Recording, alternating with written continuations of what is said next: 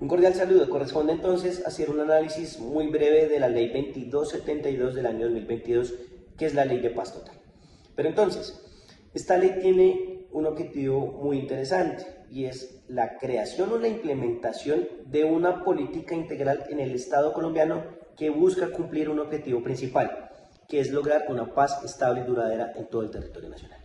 Esto se da a través de la negociación política con grupos armados organizados al margen de la ley, que tienen unos enfoques muy interesantes, que tienen enfoques territoriales, que tienen enfoques seccionales,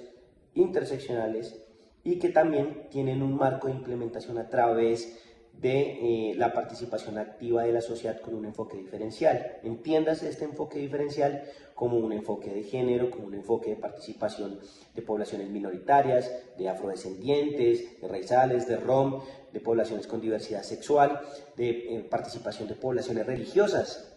y también de la observación de organizaciones internacionales o inclusive de la participación de estados a nivel de garantías o a nivel de estados garantes dentro de estos procesos de negociación. Estos procesos de negociación tienen a su vez pues unos objetivos importantes, que es el desarme generalizado, la desmovilización, el desminado humanitario y también algo muy importante son los procesos de reincorporación a la vida civil. Esto se da también en el marco de unas facultades que tiene el nivel ejecutivo, en cabeza del presidente de la República, que es quien va a tener la vocería o el liderazgo a nivel nacional de poder establecer estos mecanismos de negociación. Tiene la facultad el presidente de suspender las órdenes de captura, que no significa en ningún momento suspender la acción penal para los cabecillas de estas organizaciones. Crea esta ley también dos figuras muy interesantes, como lo son los comisionados regionales de paz, y también tiene dentro del concepto de la seguridad humana la creación de los gabinetes de paz. Los gabinetes de paz que dan la participación de los ministerios para que a través de la política pública se pueda implementar estos procesos de negociación y que finalmente se puedan mantener en el tiempo.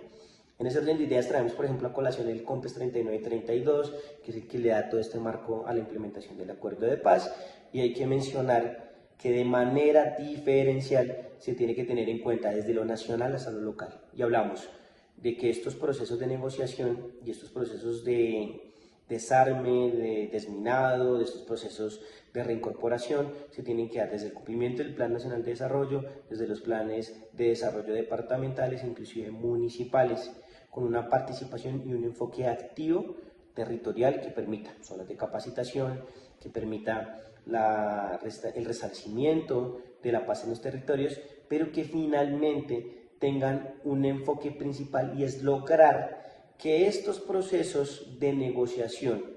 que terminan en la desmovilización de estos actores armados se mantengan en el tiempo con la reincorporación a la vida civil de estas personas.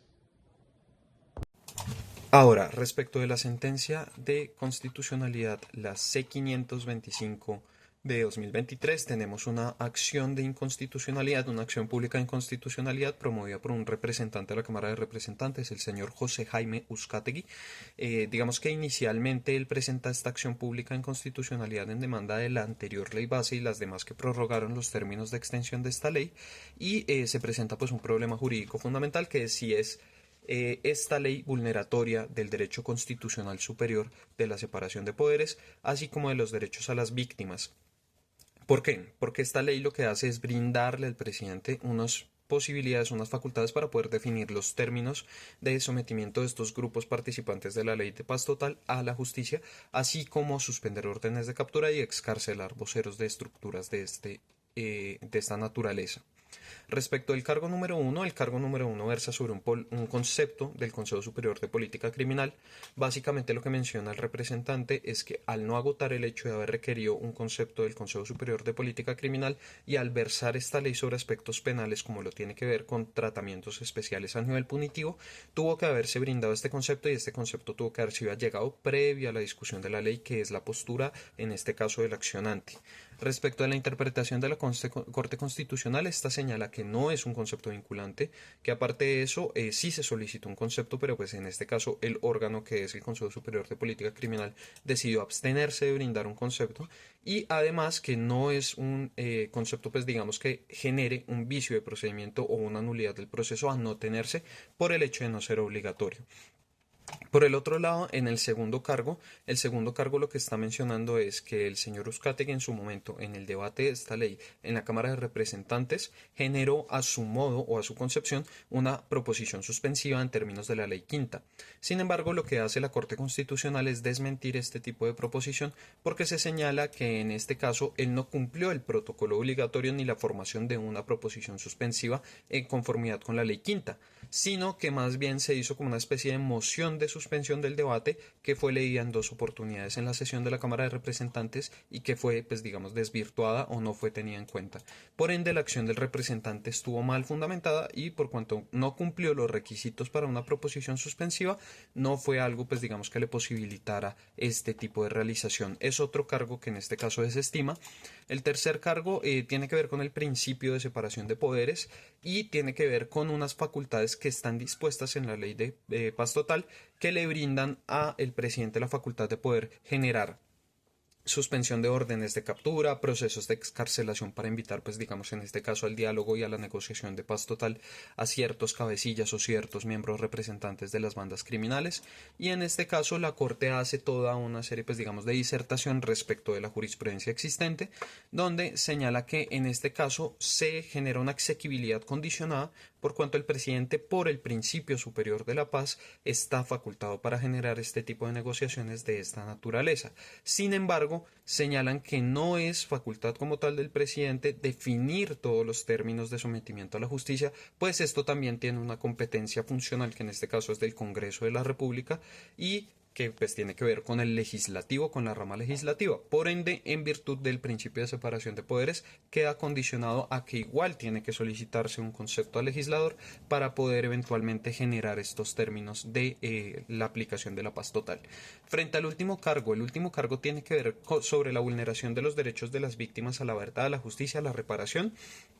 y tiene que ver con los procesos penales. En este sentido, lo que se señala desde el análisis de Uzcategui es que esta norma es vulneración a los derechos de las víctimas por cuanto se puede hacer un proceso de excarcelación o se podría hacer un proceso que, mal interpretado, generaría la extinción de la acción penal a la correspondencia del autor, a la interpretación del autor. La Corte desmiente eso y señala que si bien el presidente tiene unas facultades para poder invitar al diálogo a todos estos representantes y demás, teniendo incluso facultades para solicitar a la rama judicial la suspensión de ciertas órdenes de captura, estas medidas deberían ser proporcionadas desde el Ejecutivo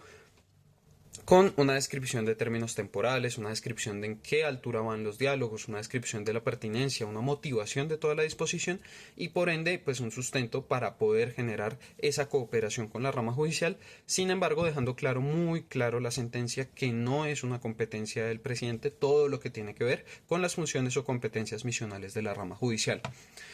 Frente a la postura personal, considero que la sentencia es un buen análisis de constitucionalidad promovido desde una acción pública de inconstitucionalidad de un ciudadano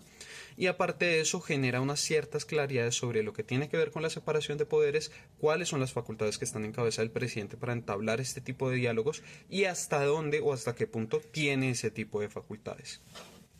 Bueno, finalmente dos comentarios a título personal. Primero, considerar que la ley está muy bien estructurada a nivel jurídico,